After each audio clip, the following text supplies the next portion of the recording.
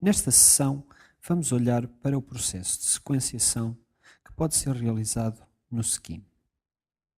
Para isso, vamos utilizar um procedimento que aqui está definido e que serve para resolver o jogo das torres de Hanoi. Por exemplo, se quisermos ver qual a solução do jogo das torres de Hanoi com 5 discos, em que se pretende mover 5 discos do bloco da esquerda para o bloco da direita, a solução está aqui indicada por esta lista de passos. Não vamos agora preocupar-nos com a forma como este procedimento funciona e cuja explicação detalhada pode ser encontrada na bibliografia.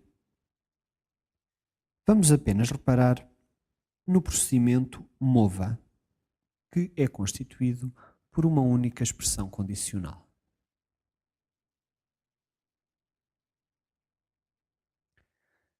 Nesta expressão condicional há apenas duas cláusulas, a segunda das quais é um else. Recordando aquilo que foi discutido há algumas sessões atrás em relação às operações condicionais, recordamos que um if nada mais é do que um cond com apenas duas cláusulas, a segunda das quais um else. Assim sendo, poder-se-ia colocar a questão porque é que, neste procedimento em particular, foi utilizado um cond e não um if. A razão é fácil de perceber. Se olharmos para a cláusula else, podemos ver que nesta estão contidas 3 expressões, o que não é compatível com a sintaxe do if.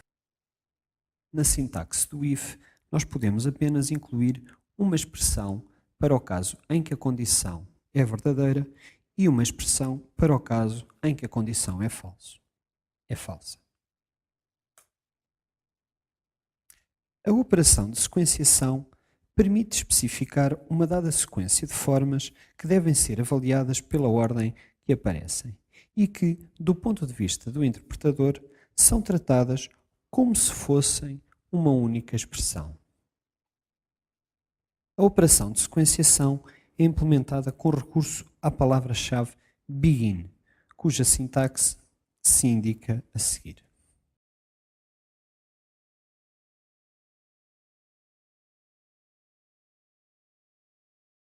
O que esta expressão em BNF nos está a dizer é que a expressão de sequenciação consiste num parênteses seguido da palavra-chave begin, seguida de uma ou mais formas e, por fim, um parênteses a fechar.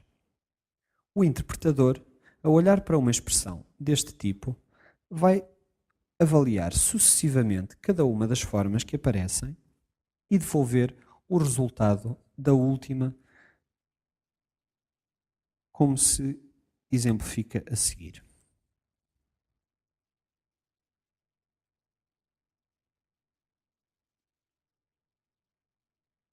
Se repararmos, neste exemplo, dentro da mesma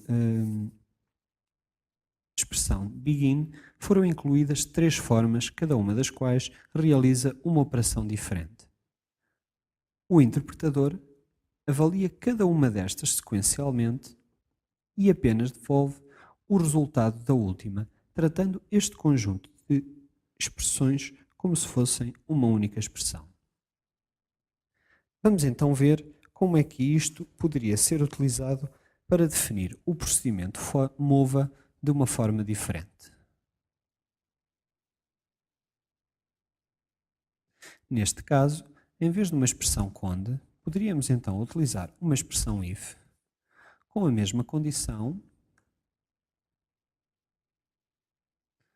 em que, caso a condição seja verdadeira, se realiza o mesmo que antes se realizava no cond, mas, caso seja falsa, como pretendemos avaliar uma sequência de 3 expressões, vamos então recorrer à operação de sequenciação.